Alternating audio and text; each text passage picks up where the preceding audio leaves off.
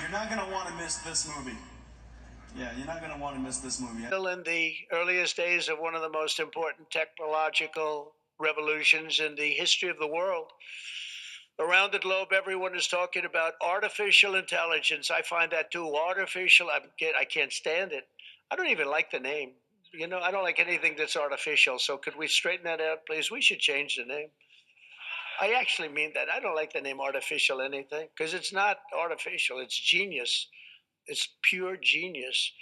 And its potential to transform every type of human endeavor and domain of human knowledge, from medicine to manufacturing to warfare and national defense.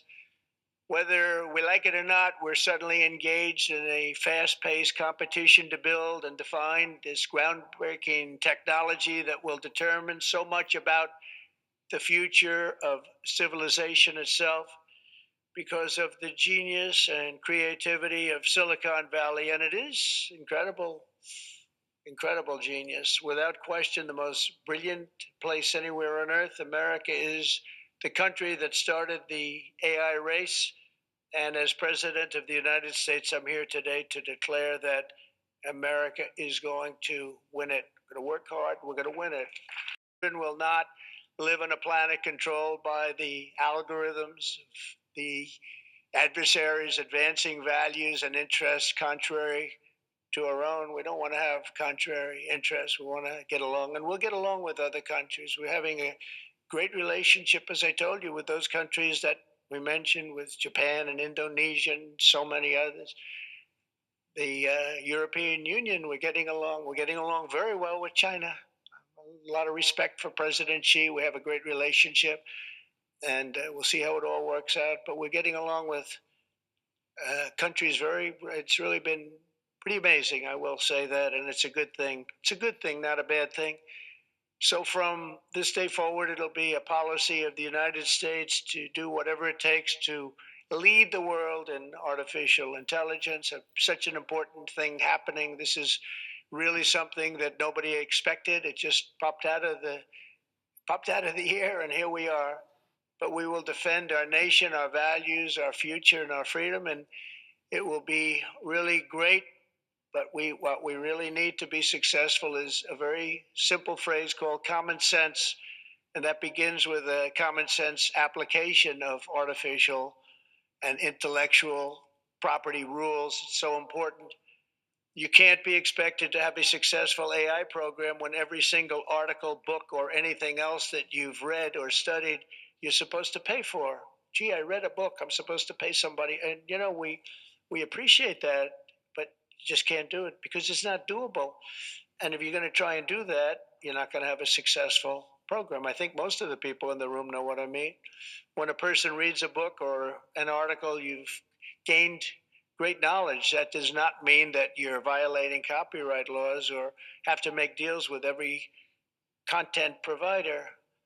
And that's a big thing that you're working on right now, I know, but you just can't do it. China's not doing it. And if you're going to be beating China, and right now we're leading China very substantially in AI, very, very substantially. And nobody's seen the amount of work that's going to be bursting upon the scene.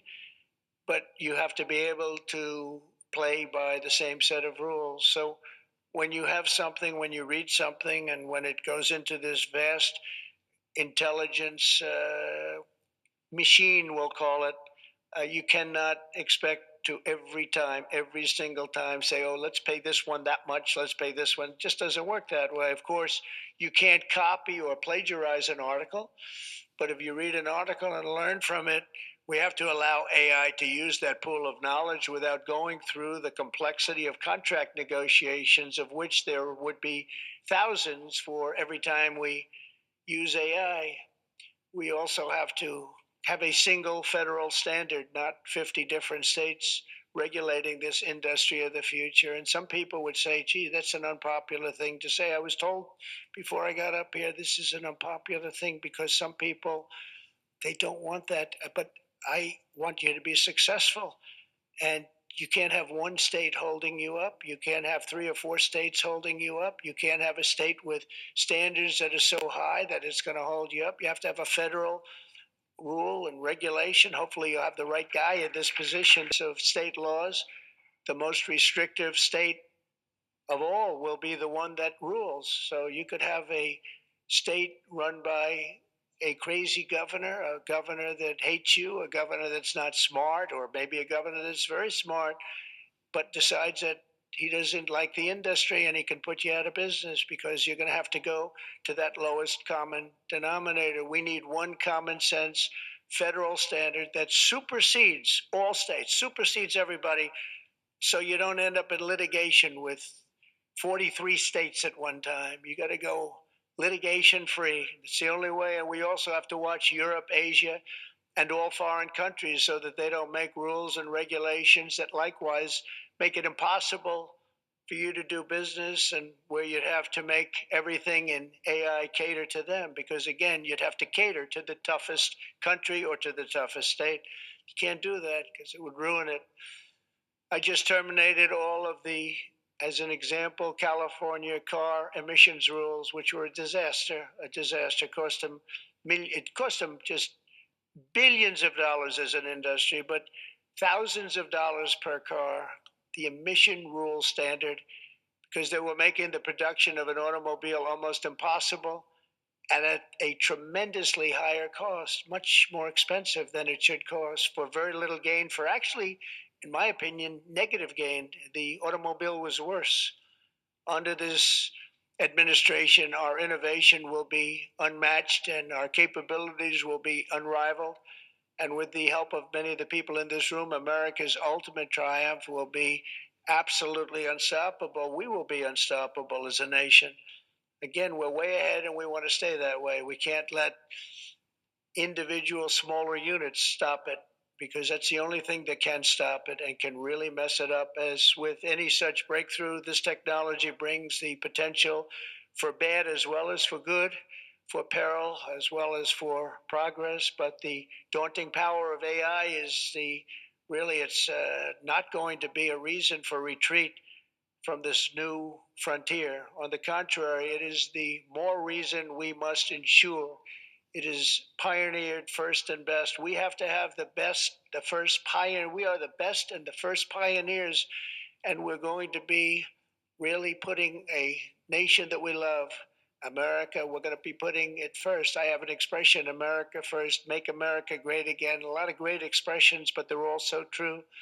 To make America great again, we're going to make this industry absolutely the top, because right now it's a beautiful baby that's born. We have to grow that baby and let that baby thrive. We can't stop it. We can't stop it with politics. We can't stop it with foolish rules and even stupid rules. At the same time, we want to have rules, but they have to be smart. They have to be brilliant. They have to be more brilliant than even the technology itself. Surely there will be challenges on the path ahead, but together we will meet them and transcend them all. We are Americans, and we are Americans first. I have a couple of people I know that don't happen to be from here, but I wish you a lot of luck anyway. I'm looking at three people that are not Americans, but they're very good people. Please treat them nicely. But we do not shrink from the future or cower in the face of uncertainty. We dominate the future. We conquer new frontiers, and we control our own fate. And we determine, by doing that, our own destiny. Winning this competition will be a test of our capacities unlike anything since the dawn of the space age. Believe that.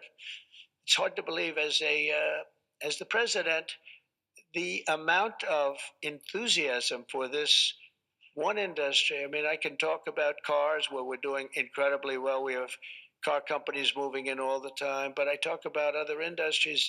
Everybody's saying this is going to dominate the world, going to dominate every industry that ever conceived. I don't know if that's true. I don't know if it's true, but I can tell you that a lot of very brilliant people think it is true. It'll dominate everything. It will challenge us to marshal all of our strength and flex the muscles of American ingenuity and resolve like probably never before. It will require us to blast through obsolete systems, cut through thickets of regulation. You got to get rid of some of the regulation, but we want good regulation and rebuild the industrial bedrock of our country. And perhaps most importantly, winning the AI race will demand a new spirit of patriotism and national loyalty in Silicon Valley and long beyond Silicon Valley. And make sure you join the Patreons. If you're not a part of the Patreons, make sure you're hitting the Cash App and go like and follow the TikTok. More videos to come. And we have Trump signing 3 executive orders yesterday, promoting the export of the American AI technology stack, accelerating federal permitting of data center infrastructure, preventing woke AI in the federal government. And what is this letting us know? They're going to let this AI run wild.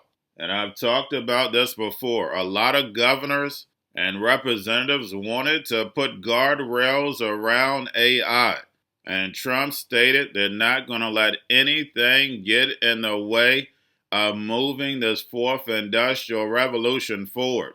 And he keeps talking about the golden age, and we know that is biblical. And anytime the AI race is talked about, as always, we need to beat China. If we don't bring in all this technology, China will. And when you take a step back, who's building all this technology? That's right, the people. The people are creating their own demise. And when we look at all this technology, we know the sheep have no clue. They stay distracted on things that don't matter. And when we look at Trump, we look at all this AI, we look at crypto and blockchain, we also know Trump has no clue. His job is to sell this digital economy, and him and his family are making billions. So now we have stable coins signed into law. AI is going to be allowed to run wild, and make sure you watch the video I did last night, because these AI agents, once they're embedded in everything that we do, don't forget guys, they are remembering everything. So they'll know you better than you know yourself. And someone asked me about weapons. Guys, if the police are a robot and you're shooting a robot, what is that going to do? Metal versus metal. The powers that be now have the machines to protect them. I know it sounds like a movie, but remember, your life is an illusion and TV is your reality. And Trump's speech sounded like a movie. He knows this technology is going to move fast and transform everything that we're used to. And remember, the crypto teacher tells you, because he knows when it comes to the NWO, it's all planned out. You have a wonderful day. Much of our tech industry pursued a radical globalism that left millions of Americans feeling distrustful and betrayed. And you know that. Everybody knows that. Everybody in this room certainly does. Many of our largest tech companies have reaped the blessings of American freedom while building their factories in China, hiring workers in India, and slashing profits in Ireland. You know that? All the while dismissing and even censoring their fellow citizens right here at home. Under President Trump, those days are over. We need U.S. technology companies to be all in for America. We want you to put America first. You have to do that. That's all we have.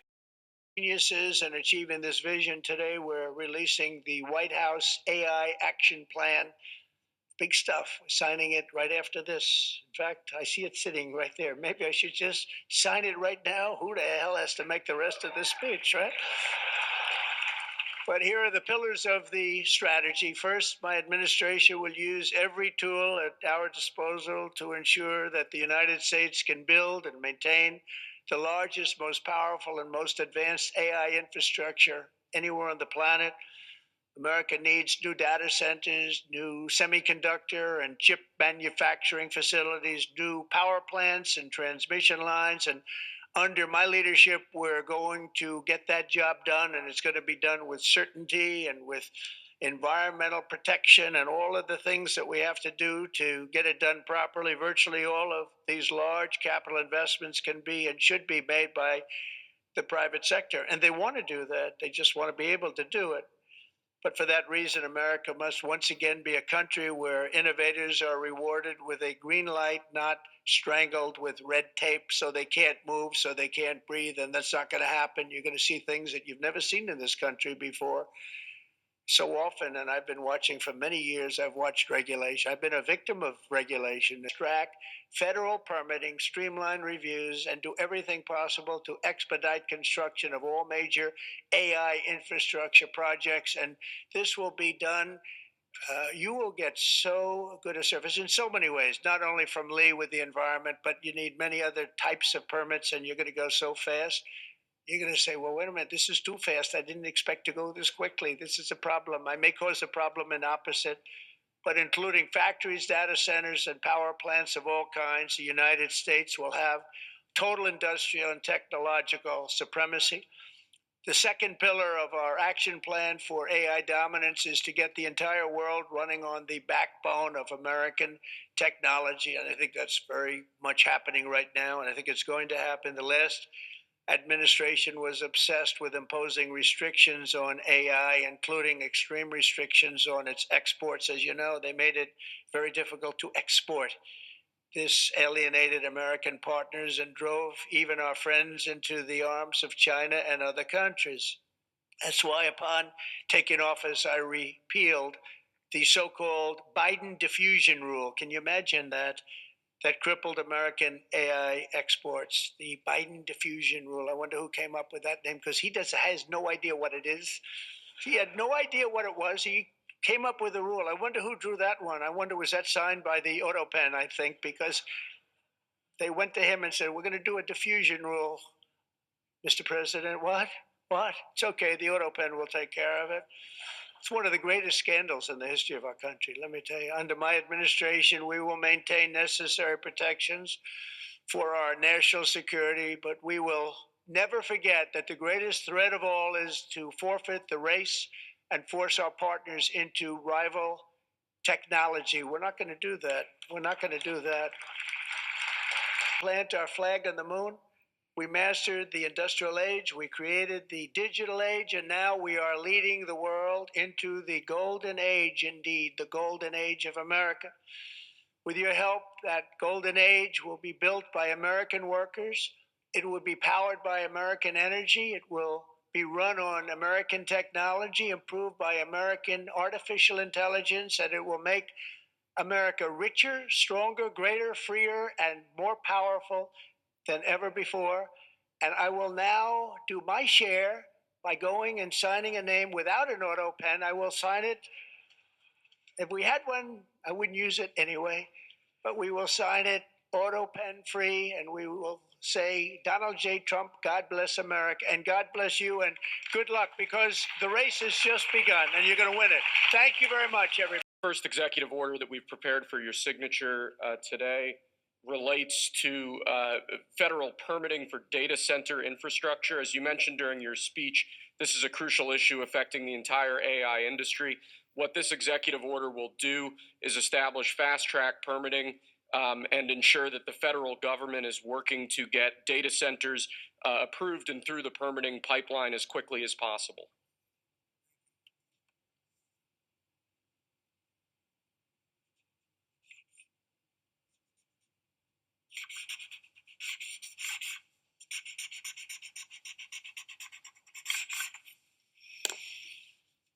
Okay.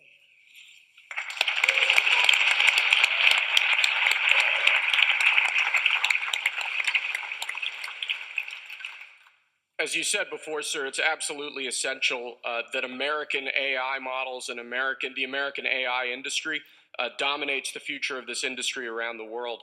What this next executive order will do is promote through various instrumentalities of the federal government the export abroad of American AI models to ensure American AI dominance in the future.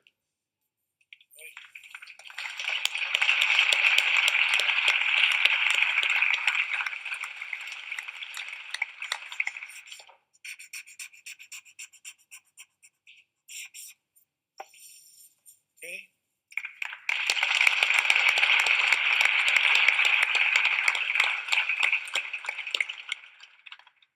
And lastly, sir, as you said in your speech, we don't want woke AI. We want AI models based on accurate information that give accurate information and accurate answers. This executive order will ensure that when the federal government procures or promotes different AI models, that those AI models are ideologically neutral, that they don't embrace wokeism and critical race theory and all of these terrible theories that have done so much damage to our country.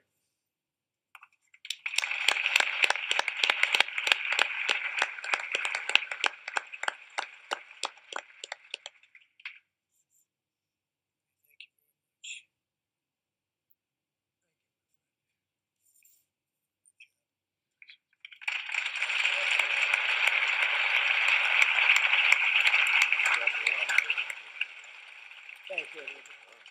Thank you very much, everybody. Good luck. Good luck. Going to a different economy, and we're going to be learning more about that as we go. But clearly, we're learning that things can be done from remote locations. We're learning that technology can replace people even more than we thought. We're not going back to the same economy. We're recovering, but to a different economy, and it'll be one that is more leveraged to technology. And I worry that that is going to make it even more difficult than it was for many workers. In Silicon Valley, and my friends who work in technology know that what we did to the manufacturing workers, we are now going to do to the retail workers, the call center workers, the fast food workers, the truck drivers, and then even bookkeepers, accountants, insurance agents, lawyers, and on through the economy. So what happened to the manufacturing workers is a very clear sign. And so we'll import Chinese-based CBDC technology. So it's going to be CBDC in a box provided to you by the People's Bank of China. But every stock, every bond, every currency, every commodity, every piece of art, every private business, every piece of real estate will eventually be a token on a blockchain, an entry on a ledger, permanent and immutable. We will have truth instead of trust, and we will save over $7 trillion a year. 6 to 8% of global GDP is wasted by the friction of the trust industry that's necessary when you have dual entry accounting. With triple entry accounting, which is what a blockchain is, we get rid of all of that friction. It's a beautiful future. Like what you see in China and their social credit scoring systems, right? If we get identity wrong, it could be a tool to enslave humanity. And if we get it right, it could be a tool to liberate humanity. And as an American, I'm obviously rooting for the one that's on the side of freedom. Bitcoin is an international asset. And also, I do believe the role of crypto is, it's digitizing gold. I actually believe this technology is going to be very important. Look at it. We have been part of the huge revolution in investing through ETFs. We believe that ETFs will be changing the whole way we invest. Many people still use it as a means, people are investing it for indexing. No, the majority of people who are putting money in ETFs are active investors that are buying exposure. The entire bond market is being transformed as we talk right now. I believe the next generation for markets, the next generation for securities will be tokenization of securities. And if we could have that distributed ledger that we know every beneficial owner, every beneficial seller, we all have our code of who's buying, who's selling, instantaneous settlement. And think about it, it changes the whole ecosystem. Chinese bank ICBC has been hit by a ransomware attack, and the U.S. Treasury market, as a result of that, has been disrupted. This, according to the Financial Times. We're getting at more right now with Bloomberg's Shonali Bassick. Shonali, what do we know? Listen, we have the Financial Times now reporting that ICBC, one of China's largest banks here, was hit with a ransomware attack. And remember, they're a very significant intermediary in the Treasury market. The SIFMA has told its members that this has been part of the reason reason here that the system is kind of clogged up, if you will, during that auction that we saw a little bit before. The attack had prevented ICBC, according to the Financial Times, from settling Treasury trades on behalf of other market participants. A large executive at a major bank also telling the paper that such a large party on the fixed income clearing corp creates major concerns, potentially impacting the liquidity of Treasury markets. Now, it was not just a poor auction. It was absolutely lousy. And you know, when the dealers have to step in to save a Treasury auction, that's a rare occurrence. And Cryptoteacher and the new World Order book, plus the 3 kids books, is time to re-educate. Also, new to cryptos, Coinbase, Bitrue, Binance. Do not forget book links and crypto links are in the description. The stock channel, guys. Don't forget to go like, subscribe, spread everywhere. You have your Kobo, your chip stocks, your banking, your gaming. While everybody's sitting at home, get home stocks, the Seaver, the biotech stocks. And while everybody's at home wishing they were still getting that free money, what are they doing? Drinking and smoking weed. Don't forget about those stocks, and you have a wonderful day. The most powerful person in the world is the storyteller. The storyteller sets the vision, values, and agenda of an entire generation to come. Steve Jobs. And guys, you know I truly believe in this. When you look at the New World Order, they're the storytellers. And that's the reason why I wrote my New World Order book. But guys, now it's time to change the current generation. And I wrote 3 kids books. You know I love the Trinity because I understand the power that's in it. So I have 3 books. We have an opportunity to change the generation, to educate. Not just me, but I want to show you that I take action on a daily basis. And I want you to take action on a daily basis. Whether it's your job, whether it's in your community, we have an opportunity right now to educate the masses. I posted this on my Twitter account. Please share, but this is a short clip of the 3 books. There's going to be a clothing line and action figures. Please get these books for your kids, nephews, cousins, friends, so therefore we can start the re-education now. Because as we see, the 4th Industrial Revolution foundation is definitely here. Robots, algorithms, drones, taking humanity out the picture. We have to re-educate. But let's get into the video. Part 1. King Joshua and Grandma Tam save the village. Part 2. King Joshua and Grandma Tam save New York from COVID Stories 3. Part 3. King Joshua and Grandma Tam goes to China. It's mandatory to get part 1, part 2, and part 3 of this series. It's time to re-educate Generation Z.